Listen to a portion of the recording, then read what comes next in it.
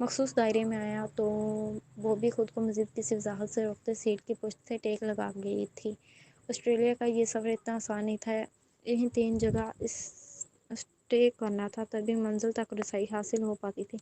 رسوائی train please پاس سے ابرو کی آواز، اس نے پولیس و مقابل کی پرشوق نظریں اس پہ جمی ہوئی تھیں۔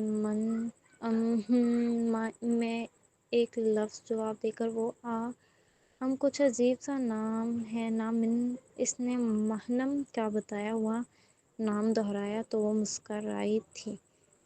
اکثر گوروں کو اس کا نام لینے میں دشواری پیش آتی تھی، اس نے اپنا شارٹ نام بنا لیا تھا جبکہ وہ بھی ذہین پر دباؤ ڈال رہا تھا کہ کچھ دیر پہلے تک اس لڑکی طبی نے اپنا نام اور کچھ وہ بولڈ پرانا مرسل منہم نے اس کا نام نہیں پوچھا تھا۔ پھر بھی اس نے خود ہاتھ بڑھائے اپنا تعارف کروایا تو وہ ہلکا سا مسکراتے اس کا ہاتھ تھام گئی تھی۔ کیا یہاں کوئی آپ کا رشتہ دار رہتا ہے جہاں کسی اور مقصد کے لیے جا رہی ہیں آپ؟ وہ کچھ زیادہ فرینک ہوا تھا۔ منہم کے چہرے پر ایک اضطراب عمدہ تھا۔ فیملی ہے میری وہاں۔ ایکسکیوز می، مختصر جواب دیتے اس نے پاس سے گزرتی ایئر ہوسٹس کو بلایا۔ اسے وہ لڑکی بہت بورنگ لگی تھی، اسے لگ رہا تھا اس کا کام نہیں بنے گا۔ تبھی اس لڑکی کو اوائڈ کرنے کا پروگرام بناتے سائڈ پر بیٹھی ایک طرحت حسین لڑکی سے ہیلو ہائی کرنے لگا تھا جو انتہائی ماڈرن تھی۔ اگلے 15 منٹ میں وہ اسے خود سے متاثر کر چکا تھا، جبکہ اگلے 15 منٹ بعد وہ اس لڑکی سے نمبر تک ریپلیس کر چکا تھا۔ منہم واپس آئی تو اسے اپنی سیٹ سے ایک بزرگ بیٹھے نظر آئے تھے۔ ایکسکیوز می یہاں، یہ تو وہ نیا منہم کی نگاہ سائٹ پر پڑی تو اگلے پل معاملہ سمجھ آیا تھا۔ مرسل نے اس لڑکی کے ساتھ بیٹھے بزرگ سے سیٹ ریپلیس کر لی تھی اور اب وہ دونوں سر جوڑے مرسل کے سیل پر کچھ دیکھنے میں بزی تھے۔ وہ شانے آ چکے تھے، سیٹ پر بیٹھ گئی تھی۔ اسے نہیں پتا جن مسافتوں کی وہ راہی تھی، اس کی منزل کب اور کہاں ملنے پر اسے خدا پر مکمل یقین تھا وہ اس کے ساتھ کبھی برا نہیں کرے گا کیونکہ وہ 70 ماہ سے زیادہ پیار کرنے والا ہے۔ LDN۔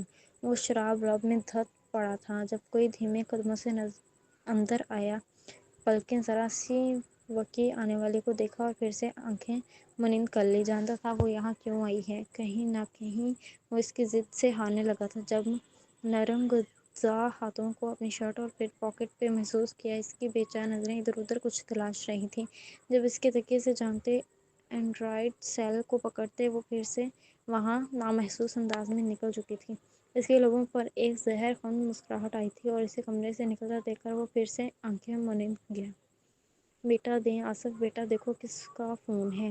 ملیحہ صدیقی نے تسبیح کے دانے گرتے ہوئے آصف کو آواز دی جو شاید اپنے کمرے میں کہیں گم تھا۔ جانتی تو ہیں رانگ نمبر کے علاوہ کون ہوگا، یہاں تو کوئی لڑکی بھی نہیں ہے جس پر بندہ شک کرے۔ آصف جھنجھلایا سا ٹیلی فون اسٹینڈ کی طرف بڑھا۔ لو لڑکیاں ہی رہ گی کیا جن کے لیے فون آئے؟ بیٹا جی ہمیں تو کبھی کبھی آپ پر بھی شک ہوتا ہے۔ صدیقی صاحب نے گھر میں داخل ہوتے ہوئے بیٹے اور ماں کی بحث سنتے ہوئے کہا۔ واصف ریڈیٹل اٹھائے ہیلو ہیلو کہتے تقریباً چٹا ہوا تھا۔ ارے بھائی جب بات نہیں کرنی ہوتی تو خواہ مخواہ اپنے بل بڑھانے اور ہماری لائن بزی کرنے کا فائدہ۔ دوسری طرف کسی بہت اپنے کی آواز سنتے دل بھر آیا تھا۔ جب سسکیوں کا گلا گھونٹنے کو بے قدم منہ پہ ہاتھ رکھ لیا تھا، اب کے تو لینڈ لائن والوں سے اس نمبر کی شکایت ہی کرنی پڑے گی۔ واصف نے اونچی آواز میں ماں اور شاید کال کرنے والے کو بھی سنایا تھا جبکہ دوسری طرف کا انتظار بڑھا تھا۔ ابھی ملیحہ صدیقی کی آواز سننے کو ملے گی، پر ایسا کچھ نہیں ہوا تھا اور فون رکھ دیا گیا۔ وہ دیوار سے ٹیک لگائے گھٹنوں سے سر دیے پھوڑ پھوڑ کر رو رہی تھی۔ یہ تو اس کے اپنے فیصلے تھے جو اس سے مقام پر لائے تھے، وہ بھلا کسی کو کیا دوش دیتی۔ اگر ماتم مکمل ہو گیا ہو تو سیل چاہیے مجھے، ناولز۔ سر پر ابھرتی آواز نے اس کے شغل میں خلل پیدا کیا تھا۔ وہ آنکھوں میں آنسو بھرے سر اٹھائے شکایتی نگاہوں سے اسے دیکھنے لگی تھی۔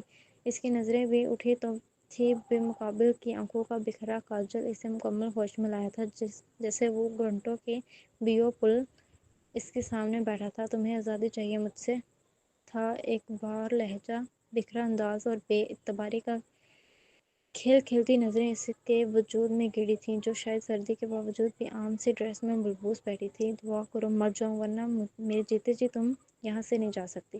شکایتی نگاہوں کو بولتی نگاہوں کی طرف کے طوفان کا سامنا ہوا تو رخ موڑ گئی۔